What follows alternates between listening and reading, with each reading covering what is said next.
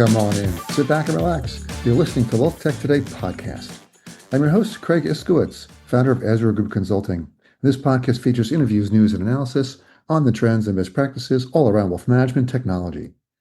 My guest for this episode was two guests, actually, Adam Holt and Derek Notman, co-founders of REBL Dads.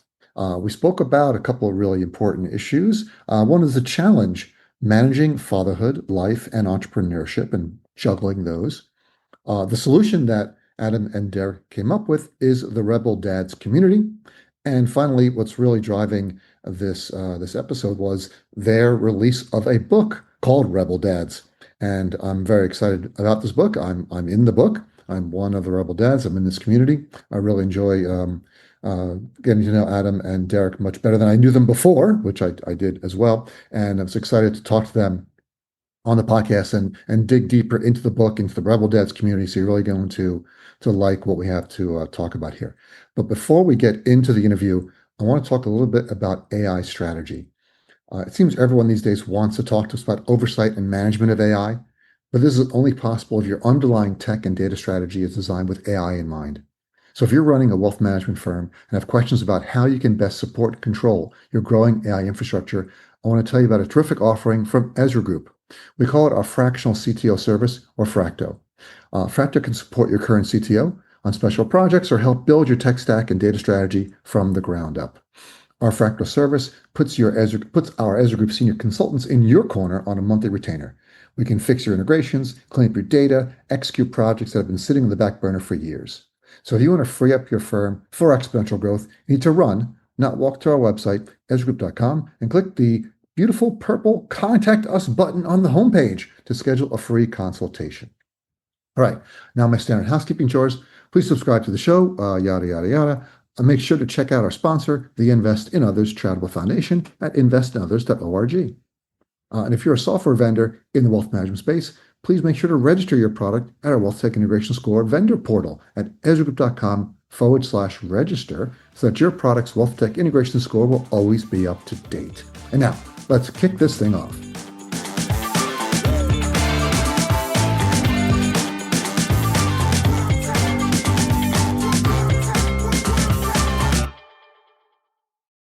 All right. I'm excited to introduce our next guests on the program. We have two WealthTech founders. We have Derek Notman, founder of WealthTech firm Couplr. Hey, Derek, say hi. Hey, everybody. How's it going? And none other than Adam Holt, founder of Asset Map. Craig, how you doing? Good to see you, my friend. And always good to see you guys again. You both have been on the podcast before, but not together. And the reason we have you on together is because you founded another organization called REBL Dads. And we're going to be talking about that here. But before we start, maybe I think it would be helpful, Derek, if you can just give a 30-second elevator pitch for what REBL Dads is.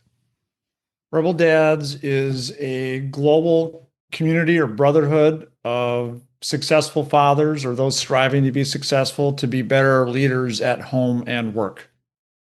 Bam. That's a 10-second elevator pitch. Yeah, boom, there you go. That was pretty good. I like it. And off the top of your head. So why do we have this podcast? Why we have you guys together? Because of REBL Dads. But maybe I think a little more background would be helpful. I know you guys do a lot together. You guys have, even though you run separate companies, you also have a podcast you started together, right? What's the podcast called? It's called Rethink Financial Advice. Rethink Financial Advice. You can find that anywhere you find podcasts. And I think maybe if we give a little background about how REBL Dads started, and so the origin story of that, and then we'll go into the book and more details. But maybe you want to start there. Awesome. Yeah, how did REBL Dads start? Well, it was an idea born out of like frustration with my own experience of being a father and an entrepreneur.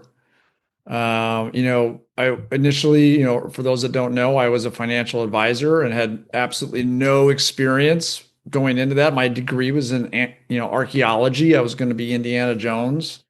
So you're still Indiana Jones to me, Derek. I just need the hat now. I did have that hat. I lost it. I don't know where it is, but, it's whether it's becoming a financial advisor or starting a wealth tech company or climbing the corporate ladder, like there are so many things that are really hard to do and just really challenging, and you can feel quite lonely at times. And in the midst of all that, call it entrepreneurship, I also decided to become a dad. And so for a number of years, I really was hacking through both. And partly is that at the time that I had my son, unfortunately, my dad decided not to be a part of my life anymore. So the one true male role model that I needed to go to for advice was no longer there. And so I struggled for a while. And at some point, I'm like, this really sucks. And I kind of hit a tipping point. I'm like, I need other dads like me. I need a brotherhood. I need a community where I can go and vent, share struggles, share successes, ask for advice. And I couldn't really find one that brought the worlds of fatherhood and entrepreneurship together. So I put my entrepreneur hat on, I created it, or came up with the idea at least. But then I'm like, well, no one knows who the hell Derek is. So I got to be able to like come up with something where people will actually want to go. So what's a cool experience? We can go somewhere. Who's somebody that we could involve that people would actually know and want to go meet other than Derek? And that's Richard Branson. And I didn't have any connection to Richard Branson whatsoever. And long story short, I was able to track him down, pitch the idea. They said yes. And then I signed on the dotted line. Well, I think, by the way, you're going over that story. That part of the story, I think, is pretty interesting. You didn't just, long story short, got a hold of Richard Branson. What did you do? Just me up with the steps. Break it out a little bit. So literally, I just decided, like, so on my desk, I have a quote by Richard Branson. Right. Which And you're a bit of a Richard Branson super fan. I am. I love Richard Branson. I've read all of his books, followed him extensively. And why? I really like his style. He's obviously successful and done very well, but also just seemed to be like a good human and was always, present as a father and just, I don't know. If I was going to model what I wanted to build as a father and entrepreneur, I'm like, oh, that guy's got it right, I think. So I want to go down that path. And so I identified that and realized that maybe there's events that happen on Necker Island. That's his home. And again, I had no connection to the guy whatsoever. And so I started on LinkedIn. I'm like, well, geez, maybe I can connect. He won't connect with me on LinkedIn, but maybe I can find somebody else that's part of his network on LinkedIn. I ended up finding one of his old personal assistants and I pitched her the idea. She loved it. She's like, go talk to these people. Pitch them the idea. They loved it. They're like, go talk to these people. And eventually I got to Richard and his team and pitched them the whole idea, which was completely half-baked at this point. I didn't really know what the hell it was going to be. I'm like, I want to bring a bunch of dads to Necker. We're going to try to be better. We want to have some fun. Like, I don't know. We'll figure it out. And just say this week, Necker is the island that Richard owns in the British Virgin Islands. That's right. That's his home. Yep. Which is a fun story in itself. You can Google on how he actually bought that island. It's pretty fun to hear that story. And so after they said yes, well, doing this isn't free. And so I took the huge risk of signing on the dotted line and committing to something that I didn't have the money for personally, and then had to find people to do it. And at that same time, someone else that had kind of been around the beginnings of Necker totally bailed. My first phone call was to Adam, who, by the way, Adam was the first guy to say yes to go to Necker too. He's the first dad I asked. He's the first one that said yes. And then I called him up freaking out. I'm like, bro, like I'm up shit creek here. What do I do? And I'll never forget it. And this is like, what friendships are built on. And within the first few seconds, he almost cut me off. He's like, I got you, brother. And so that's why Adam is a true co-founder at REBL Dads, because that's how we were able to make it happen. And Craig, you were there the first year. You're like, who the hell are these guys? You knew us, but like, what are you doing? And you gave us some money, and you joined us. Yeah. And what's so cool is to wrap this origin story up is that initially this was a bucket list event. Bring some dads together, focus on how to be better leaders at home and work. Break down the barriers, leave the egos at home, and just truly focus on what we're all trying to do and become better. And what happened before our very eyes at that event was dads started were openly crying and sharing things they'd never shared with anyone before, even though some of us were complete strangers. And then started saying like, hey, we're doing this again, right? Like there's more to this REBL Dads than just this one thing. And it just grew before our very eyes. And that's what's led us to going back multiple times. And another special fun project we're going to talk about with you in a moment now. Adam, what do you think? Did Derek cover that? Yeah, no, he made up all that stuff really great. I could tell a completely different story. He was crying on the phone. No, I'm just kidding. Look, I think it was really just obvious when Derek and I, obviously through the years with our podcast, we spent a lot of time with each other, right? When we originally met at Fearless at Nitrogen's conference on stage during the pandemic, where we didn't even know each other, but we had both found some similarities. And what's really been cool about the wealth tech industry and in the space that we're all part of is that we all share best practices, we all share ideas, and I think what has been really cool and revealing, obviously, for the three of us, is we knew each other through circles and recognized that we all had a similar concern and challenge. We wanted to be better at home. And so when this opportunity came up, it was just so unique. It was easy to be part of it. And so, as much effort as Derek put into getting us to this place, it really allowed everybody to co-create and be part of it. And I think that's the difference between most, some communities where, let me just tell you what we're going to talk about, where it was like, what do you want to talk about? And let's talk about it and let's resolve it together and build this kind of peer group. And I think that's really been the interesting thing that I think we've all gotten out of it unexpectedly is we've just all built deep friendships and relationships, and we've helped each other in ways we didn't expect. Yeah. And we even have a WhatsApp channel that goes year round. Yeah, that's true. Yeah. It's continuously buzzing in my pocket about some issue that's going on or some experience that someone's having. But it's been great. I mean, especially coming out of the kind of whole pandemic thing for most of us, we all got disconnected. Many of us traveled or moved away from family, away from, organizations, religious and otherwise, and just didn't have the same kind of community and network. We had to build it. And in a sense, we started in our home space in wealth with a lot of the people that are part of our group. I think as much as 50% are from, the WealthTech industry. So for those of you that have seen this REBL Dads thing like flying around, that's why it's kind of gone prolific, because we invited our friends who had the same challenges. Exactly. And now out of the REBL Dads, multiple trips to Necker Island, and then this community being built, how did you come up with the idea to write a book about this? That's another Derek's crazy harebrained ideas again. I thought it was Richard Branson's idea. My idea entirely. It was Sir Richard's idea, wasn't it? Yeah, he just keeps asking, and I keep saying yes. I'm like, all right, do another project. That first year we were there, Craig, Adam and I were having lunch with Richard at that long table. That looks like I was there, or whatever. You know it. You wouldn't let me sit with you, but I was there. Yeah. Well, I mean, you kind of smelled bad. We were the sun all day. But Richard asked us, like he commented, and Richard has actually said, he said this last time, that our group is his favorite group that comes to Necker every year, which is pretty awesome. But he asked us that first year, he's like, this is great, guys. Like, awesome that you've brought dads together and so forth, but how are you going to help more dads? And I wasn't prepared for that question, because remember, this was a bucket list thing. Like, I wasn't planning on coming back. And then Adam and I kind of looked at each other and like, that's a really good question. How are we going to help more dads? And so as this thing developed, we talked about it at length about like, what can we do to basically share the wisdom and experience and learnings from our masterminds on Necker with as many dads around the world as possible.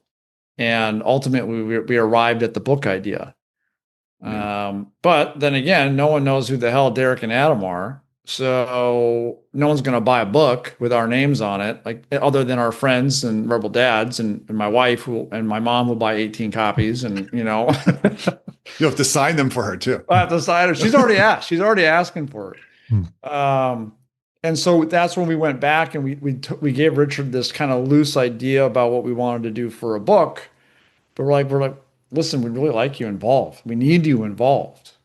I'll still remember it, Adam. Like, it was like, I don't know, almost like we almost came to tears afterwards because it was so emotional, but he got really quiet and he's like, yeah, that sounds good. And then like he's like, I gotta like run this by my team and all that kind of stuff. But long story short, he agreed to write the foreword for this book that we've been working the last year on now. And he gets a couple of those requests a year, like 100,000 requests a year. Oh yeah, for it's that crazy. book. And by the way, they only pick two. Hmm. That's it. Yeah, I do too. 2 per year. Two per year. That's all they'll do. Mhm. Right. Well, it makes sense. And they get picked. They get pitched all the time. But one thing I want to interject, I forgot about Richard Branson. What I realized is that he's like the last of, I don't want to say a dying breed, but of the last of that generation. Like he's one of the very few people who are a self-made billionaire who everyone likes. Yeah, yeah. Right? Like Yeah. everyone from both sides of the aisle, like he can pick up the phone and call almost anybody in the world and they will take his call. Mhm. There's people who are richer than he is, a lot richer. Like he's probably the least rich billionaire now, but Mhm. even the most successful billionaires have half the people hate them and half the people, tolerate them. Whereas everyone seems to like Richard. Agreed. What was really nice, because they just say don't meet your hero, right? Meeting him and spending quite a bit of time with him now. He's like just a totally like honest dude, just a nice guy, genuine, relaxed, Totally. really thoughtful. And it like he confirmed what I thought I hoped he would be, which was fantastic, because you just never know. Yeah, well, we've spent enough time with him at this point that we've seen him in an enormous number of times, and we see what people do, right? I think one of the bigger things that we've had in all these interviews that we did, hundreds of dads, it's about your actions and your mindsets, and he walks his talk, and we see it, when he's just there with his flip flops and his, no shirt on and just hanging out with us, talking about his grandkids, and we're talking about our kids. Like, you get to really get a sense of a person probably more than any other person's these days, just spending time with people. I think it was interesting to kind of layer on what Derek said. In our vision to try to kind of help dads, we're like, okay, let's just think bigger too. When Richard drops a gauntlet and says, how are you going to, step up? And we couldn't just ignore it and say like, hey, this is going to stay right. a selfish bucket list trip. This is the opportunity for us all to get involved in making a difference and maybe a legacy in the planet, even for our own kids, by writing something that could be, could help 10 people, could help 100,000 people. So, our goal in this book is to really resonate for guys and dads and even family members that want to, read a short story about someone they can relate to and take something from it. And that's really the kind of premise of this book. And Craig, we interviewed you too, so you're probably excited to see what we wrote about you. I can't remember what I talked about, so I'm excited. Oh, don't you worry. It was good. It's coming. I can just make up anything. Craig said this. We did compress an hour into 2 pages of real great content with them. But we actually decided to go we took this a little bit further. Derek and I are, you can tell we tend to innovate a lot. And so we said, we don't want to create just another book, Chicken Soup for the Soul. We really wanted it something that you could consume, a dad can consume, read a story about, let's say, an interview with like Craig, and then take a couple of the ideas. We actually wrote them out as to-dos. Like, here's something you could do in the next 24 hours, or here's something you might think about over the next week that you could do differently with your kids or your partner or in your attitude. So that we didn't just, lay out an idea and then just, okay, hopefully implement it. What's something you can actually make a difference in your life by doing something, taking some action? That's great. All right. So the book is going to be called REBL Dads. In short, yeah. And it's 100 interviews. So that's a lot of people to talk to. Yeah. Right. So how did you pick the 100 people? How many did you reach out to? How many said no? I'm not talking to you, you two losers. And what were some of the no. And what were some of the biggest takeaways you got? Without giving too much away. I mean, you got to buy the book if you really want to know, but you got to read the book, actually. Yeah, well, and then read it. Yeah, that would be helpful. Don't let it collect dust. Yeah. I mean, we started with our natural networks, of course, and those that had come to Necker already, like that was a natural place. But we didn't want this to be like very industry specific or even like geography specific. And so very quickly, I started kind of just going wherever. I was literally cold pitching people on LinkedIn, Instagram, wherever, and just pitching the idea like, hey, like we're giving back to dads. I'm not asking for money. I'm asking for an hour of your time. Are you in? And mostly, I mean, you get some ghosts, people ghosting you. Didn't get a whole lot of flat out no's, actually. Yeah. Almost none of those. But got some interesting yeses. Like we've got a movie star in there. We've got Beyonce's dad is in the book. We've got I think it's 12 different countries from around the world. We've got dads in from multiple different walks of life, demographics, everything, you name it.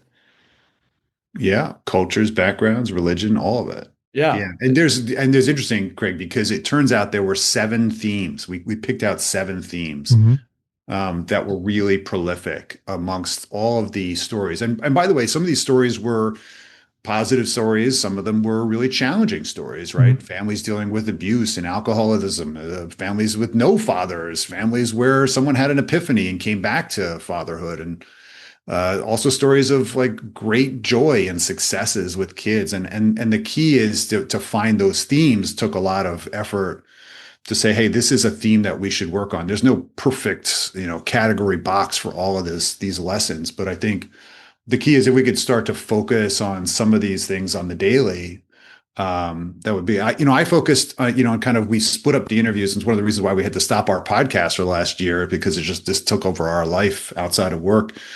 But we also found entire niches where there are men that have focused on building communities for dads, people that are famous like Jim Shields, who talked about 18 summers and family board meetings, which had become, we found out about because of our Necker groups. Other dads had said this was really effective. So we interviewed him, and he introduced us to another gentleman who interested to front row dads. And so it turns out there are these little micro kind of niches of groups that have been popped up because this is a big problem. Some of the research we did, Craig, that we were like, how big is this problem really? 18 million households in the United States don't have a father figure at all in the household.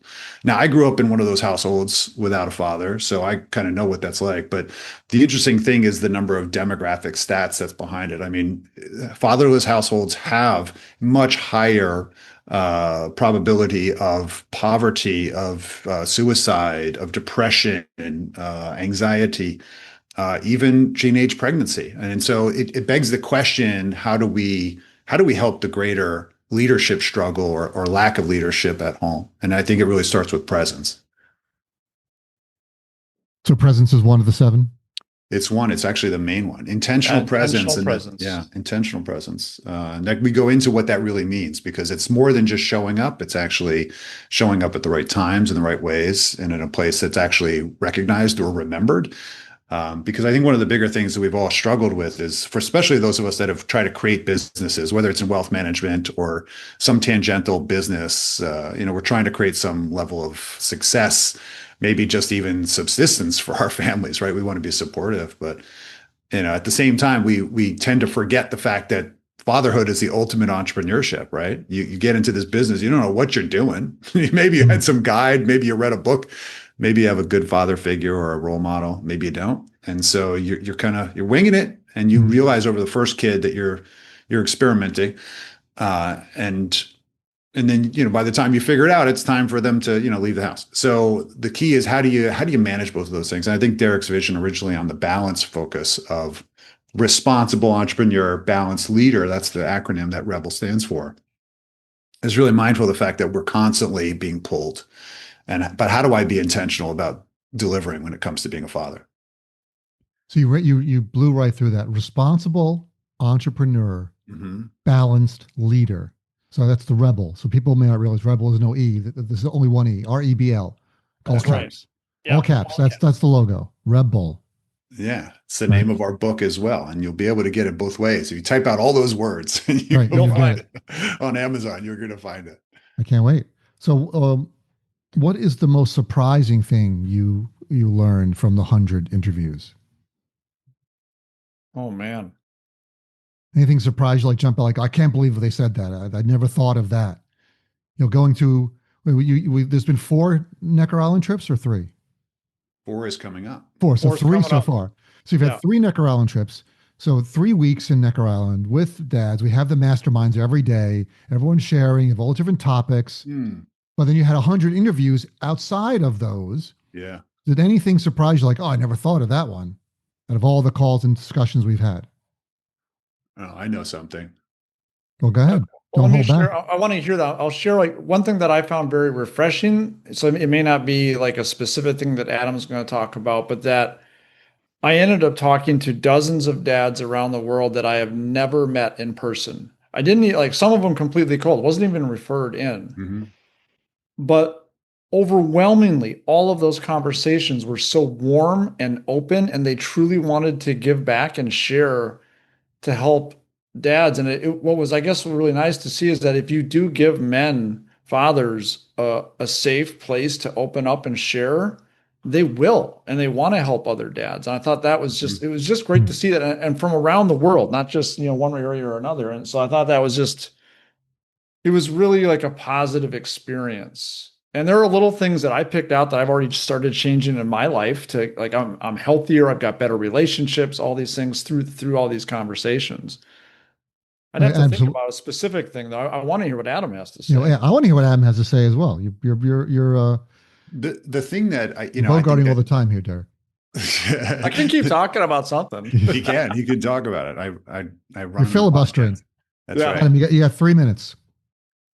It's easy. The number of times I'm not going to give away the most amazing thing that I think is in the book because you really need to read it because once you hear it in the 10th story and the 12th story and you see the consistency between people who have created successful relationships with their kids, both young and old, there is a consistent theme, and I hope you find it. But it's there.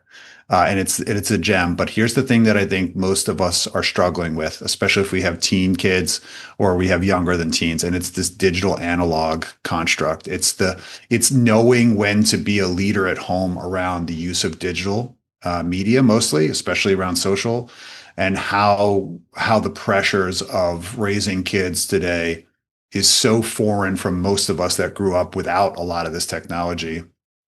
And understanding what the impact is going to have on them. And there's differing opinions about this. Some learning from what other dads are doing about it, either being the total stalwart and saying, no, you know what? You can't have a phone until you're 16 and we're going to manage this, kind of like what we do in our family, really like we try to protect. And others that are saying, I don't think that that's the right mode. And I think each of us need to find our own kind of balance in that thing because this is like this is like society level changing stuff that fathers have to decide that they're going to take a stand on or an opinion on, or just let society kind of control. And I think that's been a huge thing that nobody had like the opportunity to really talk about. Like who's talking about that amongst dads and like, how do you actually implement that? That's a, I don't know. There's a lot of debate on there. But I think we can all agree that that you have to decide who's going to be more influential in your kids' lives, the social media and digital or you. And if you say nothing, then you've decided the default is going to be all this other junk out there, good or bad. I think Jim Rohn always said it great. He says, you have to decide who's going to influence your kids more, yourself or the guy on the corner selling drugs. And that takes sometimes tough love. And that's something we haven't really seen a lot of. And people need to find their line of courage in. All right, Derek, sum it all up in 30 seconds. Sum it all up. If you're a dad looking to be better at home or work, if you're struggling with something related to your kids, or you're trying to grow your business, you're looking for a community, you're looking for support, for ideas, for people who have been through what you're going through, check us out. Check out the website. We've got an online community launching here very shortly. Buy and read the book. And when is the book going to be available? It'll be live before Father's Day. So pre-orders will start here pretty soon, and then we'll be published by Father's Day this year. And the website is REBL Dads, REBLDADS.com. That's right. Correct. Yep. Awesome. Gentlemen, thank you. It was a pleasure. Thanks, Craig. Likewise, Craig. Thanks, buddy. We appreciate you. Hey, it's Craig again. Here are my top 3 takeaways from this episode. Number 1, Derek and Adam founded REBL Dads, a global community and a brotherhood of successful fathers and those striving to be better leaders at home and at work. The idea came from Derek's personal challenges as a father and entrepreneur, and they wanted to create a supportive community. 2, REBL Dads' book features over 100 interviews with dads from diverse backgrounds, sharing their stories and lessons learned. Key themes include intentional presence, creating shared experiences, and building an environment of trust with kids. And 3, the book aims to provide actionable takeaways, going beyond just inspirational stories. Each interview includes specific actions that readers can take right away to be a better father, family member, and leader. And congratulations, you've reached the end of another episode of the WealthTech Today podcast. But before you go, please head over to our website, ezragroup.com, scroll to the bottom of the homepage, and sign up for our newsletter. Once a month, you receive an email chock full of wealth management goodness, news, information, and updates. You will not be disappointed. Thanks again for listening, and talk to you all again next time.